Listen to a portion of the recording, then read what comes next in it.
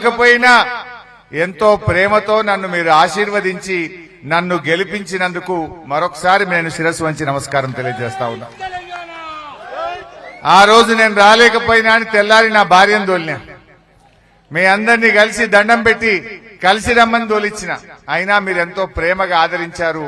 నా జన్మల మిమ్మల్ని మర్చిపోను, నా జీవితాంతం మీకు సేవ చేస్తా అని చెప్పి మనవి చేస్తా ఉన్నా. అయితే ఈ ఎలక్షన్ కొద్దిగా జాగ్రత్తగా వినండి. ఎక్కువ టైం మాట్లాడ 20 నిమిషాలే మాట్లాడతా. ఈ ఎలక్షన్ ఏదో ఓట్ల కోసం జరిగే యుద్ధం కాదు. ఈ ఎన్నిక సీట్ల కోసం జరిగే యుద్ధం కాదు. ఈ ఎన్నిక అధికార కోసం జరిగే యుద్ధం కాదు. ఈ ఎన్నిక తెలంగాణ భవిష్యత్తు కోసం జరిగే యుద్ధం. మన పిల్లల భవిష్యత్తు, మన భవిష్యత్తును నిర్ణయించేటువంటి ఎన్నిక గనక బాగా ఆలోచించి మనం ఓటు వేయాల్సినటువంటి అవసరం ఉంది. ఇలా వెంకట్రామరెడ్డి గారు మీకు చాలా మందికి ఇక్కడ సుపరిచితుడు. ఇవాళ కాదు, 22 ఏండ్ల కింద 2002 సంవత్సరంలో మాచాపూర్లో, సలేంద్రిలో, చిన్నకోడూరులో, మెట్టుపల్లిలో వేల కొద్ది స్ప్రింక్లర్ సెట్లను తెచ్చి ఆ స్ప్రింక్లర్ సెట్లను చిన్న కోడూరుకు పరిచయం చేసిందే ఆనాటి ఈ వెంకట్రామరెడ్డి.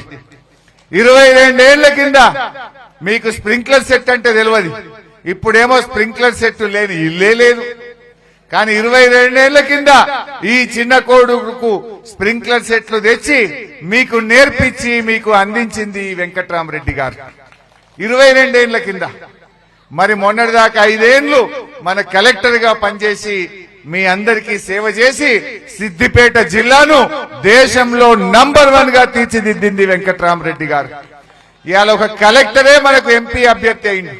అటువంటి అభ్యర్థిని మనం గెలిపించుకుంటే మన కష్ట సుఖాల్లో, మన పనుల్లో, మన అభివృద్ధిలో ఇంకా మంచి జరుగుతుంది. కనుక దయచేసి మీరందరూ కూడా వెంకట్రామరెడ్డి గారిని గెలిపించుకుంటే మనకు మంచి భవిష్యత్తు ఉంటుందని చెప్పి నేను మనకు చేస్తా ఉన్నా. మరి ముఖ్యంగా ఈ ఎన్నికల్లో ఏం జరుగుతుందో రాష్ట్రంలో చూస్తా ఉన్నారు. నిన్న మొన్న ఎప్పుడైనా టీవీ పెడితే ఏం కనబడుతుంది చెల్లె? అయితే తిట్లు, లేకపోతే దేవుని మీద ఓట్లు. ఇది తప్ప రేవంత్ రెడ్డి అని మాట్లాడుతుండా? లేపిండు. ఏంది?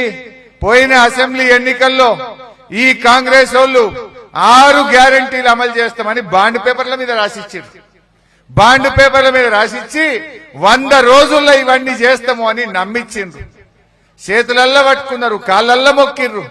ఇప్పుడు గెలిచి గద్దెనెక్కినాక 6 గ్యారంటీలు ఏమైనా నాయన అంటే మొన్ననే ఎక్కినాం కదనే అని సన్నాయి నొక్కులు నొక్కుతురు.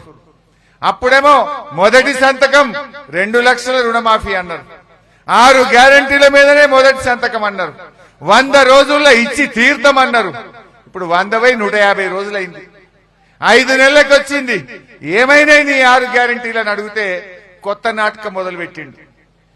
దేవుని మీద ఒట్టు అంటుండు. ఇప్పుడు 15 ఆగస్టుకి చేస్తా, రాముల వారి మీద ఒట్టు, అమ్మవారి మీద ఒట్టు, ఒట్టు మీద ఒట్టు పెడుతుండు. మరి అప్పుడేమో నమ్మబలితివి. మరి నీ శిక్ష ఇయ్యాలనా వద్దా? ఇప్పుడు నువ్వు చేస్తావన్నా మళ్ళా గ్యారెంటీ ఏంది బిడ్డ?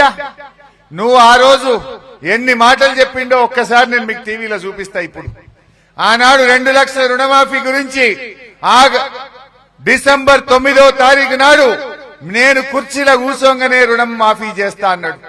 నమ్మి ఓట్లేస్తే 150 రోజులైనా ఒక్కల కన్నా రుణం మాఫీ అయిందా? ఒక్కసారి ఏం చెప్పిండో చూపి తమ్మి, జరా టీవీలో చూపి మా వాళ్ళకి యాద్ చేసినట్టయితే. రుణమాఫీ అయిన వాళ్ళందరూ ఎంబడమై మళ్ళీ 2 లక్షల రుణం తెచ్చుకోరి, డిసెంబర్ 9 నాడు నేను అవి మాఫీ చేస్తా. కాబట్టి రైతులందరికీ నేను విజ్ఞప్తి చేస్తున్నా, ఎంబడే బ్యాంకు పోయి లోన్లు తెచ్చుకోరి, వచ్చిన ఎంబడే నేను రుణమాఫీ చేస్తా. అయిందా చెల్లె? అందరూ ఎంబడే మా రైతన్నలు ఎవరికన్నా అయినారే? ఎవరికన్నా అయినారే? మరి కుల్లం కుల్ల 2 లక్షలు మాఫీ అయిన వాళ్ళు కాంగ్రెస్ పార్టీ కోటేయండి, కానోళ్ళందరూ కారుకు కేసీఆర్ కేయండి. ఈ కాంగ్రెస్ వాళ్ళ మెడలు వంచారు అమలేటట్టు నేను చూస్తా. అక్క చెల్లెలకి ఏం చెప్పిండ్రు? మహాలక్ష్మి రాగానే జీతం పడ్డట్టు 2500 ఇస్తా. జర చూపితాం. అది కూడా ఏ పాటి పడ్డా అడుగుదాం. ఇంటి ఆయన దగ్గర నగదు ఉంటేనేమో బెల్ట్ షాప్లలో ఇస్తున్నాడు. అవునా? అందుకే మా అక్కల కష్టాలు చూసి నగదు మా అక్క దగ్గర ఉంటే పిల్లల చదువులు, ఇంటి ఖర్చులు, పండుగ పూట సుట్టం వస్తే ఇంత మంచి చెడ్డ చూడడానికి ఉంటది. అందుకే ప్రతి నెల 1వ తారీఖు నాడు ప్రభుత్వ ఉద్యోగికి జీతం వచ్చినట్టుగా ప్రతి నెల 1వ తారీఖు నాడు ఆడబిడ్డల ఖాతాలో 2,500 రూపాయలు ప్రతి నెల ఆడబిడ్డల ఖాతాలో వేయాలని. పడ్డాయా ఈ ఆడబిడ్డ కన్నా 2,500 పడ్డాయా చెల్లె? 5 నెలలకు వచ్చే, 4 నెలలు నిండి 5వ నెలకు వచ్చే. మరి 2,500 నెల నెల ఇస్తే 4 నెలలకు ఎంత రావాలి? 10,000. అంటే ఈ కాంగ్రెస్ వాళ్ళు ప్రతి చెల్లెకు ప్రతి అక్కకు 10,000 రూపాయలు బాకీ పడ్డట్టా పడినట్ట? ఎవడన్నా కాంగ్రెస్ వాడు మీ ఊళ్ళకి వచ్చి ఓటుకి అడుగుతారే బిడ్డ 10,000 ఆడ పెట్టురా తర్వాతనే ఓటు అడుగుమని కాంగ్రెస్ వాళ్ళకి బుద్ధి చెప్పాలి. మహాలక్ష్మి మహాలక్ష్మి అని మహా మోసం చేసిండా లేదా? ఈ మోసం చేసిన వాళ్ళకి బుద్ధి చెప్పాలనా వద్దా?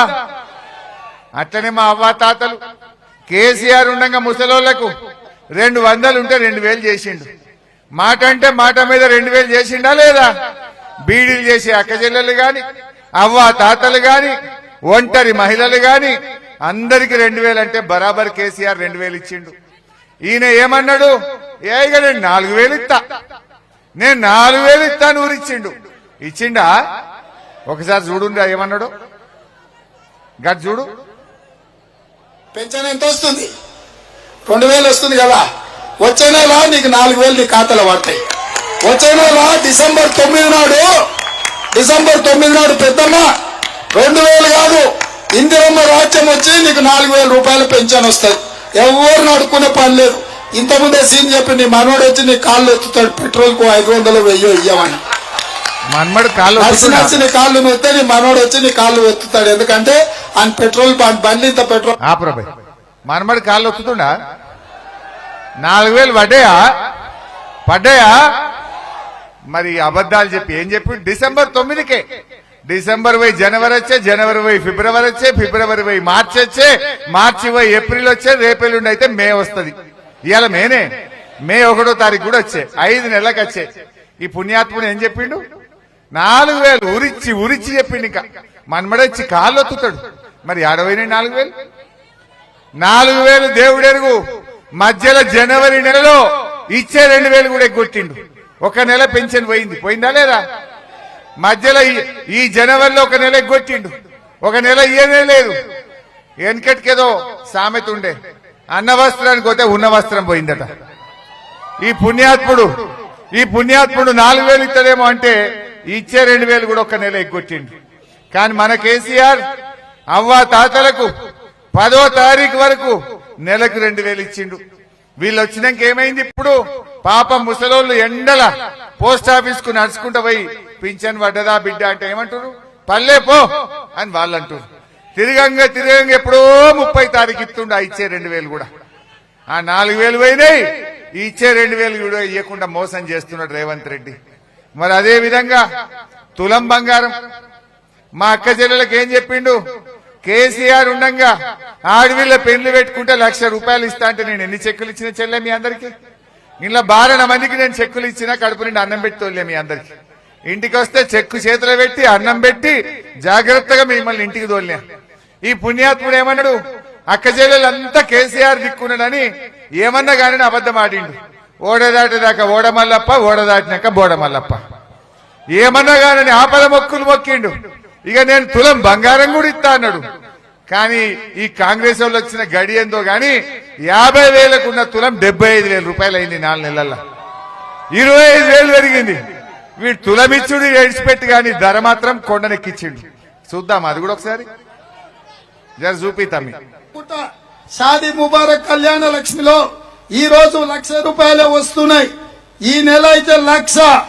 వచ్చే నెల మీరు తీసుకుంటే 1,00,000తో పాటు తులం బంగారం ఆడబిడ్డలకే ఇచ్చే. వచ్చే నెల పోయి 5 నెలలు వచ్చాయి. ఈ 5 నెలల్లో తెలంగాణలో 1,00,000 పెళ్లిళ్ళు అయినాయి. బిడ్డ రేవంత్ రెడ్డి ఈ 1,00,000 తులాల బంగారం బాకీ పడ్డవరా నాయన నువ్వు? 1,00,000 తులాలు ఇచ్చినాకనే కాంగ్రెస్ వాడు ఓటు అడగాలి. గిన్ని అబద్ధాలు ఇంకా చానున్నాయి, చూపియాలన్నా చాలా. ఇక రైతులకు చూద్దాం. ఒకటి రైతులదిగా రైతులకు చూపిరాబాయ్. ఆ వడ్లకు బోనస్ ఇస్తా, మక్కలకు బోనస్ ఇస్తా అన్నాడు. ఇప్పుడు కళ్ళాలలో అన్ని వడ్లే ఉన్నాయి. 960 రూపాయలు ఉన్న వరి కనీస మద్దతు ధరకు మించి 2500తో వడ్లు కొనే బాధ్యత 2500కి వడ్లు కొంటానని ఈ మొగాయన